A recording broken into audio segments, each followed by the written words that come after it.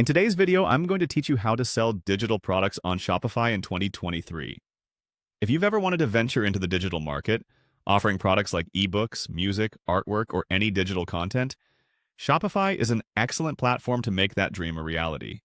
It's perfect for creators looking to reach a global audience with minimal fuss. So let's dive right in and explore how to set this up quickly and seamlessly. First, you'll want to start by logging into your Shopify account. Once you're in, head over to the Home section of My Store. This is where all the magic begins. From the home screen, you'll get a bird's-eye view of how your business is doing. But for now, we'll focus on getting your digital products ready for sale. Next, navigate to the Products section. This is accessed through the main menu on the left side of your dashboard.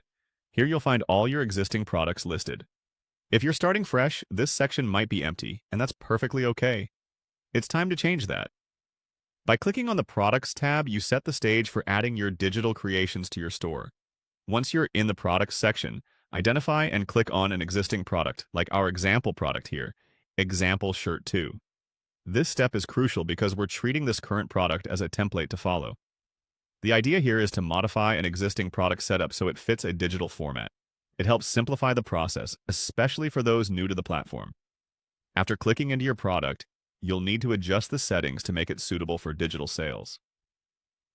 Head over to the Shipping section of the product page. Digital products don't require physical shipping, so we need to make sure we're reflecting that in our settings. It's a small but essential detail that ensures your buyers have the best experience. Within the Shipping section, you'll notice a checkbox labeled "This is a physical product." Here's the key step.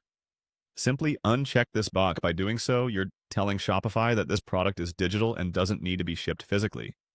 This not only clarifies the product type, but also automatically updates the customer's purchasing experience, ensuring that they receive the product right after purchase completion without waiting for traditional delivery.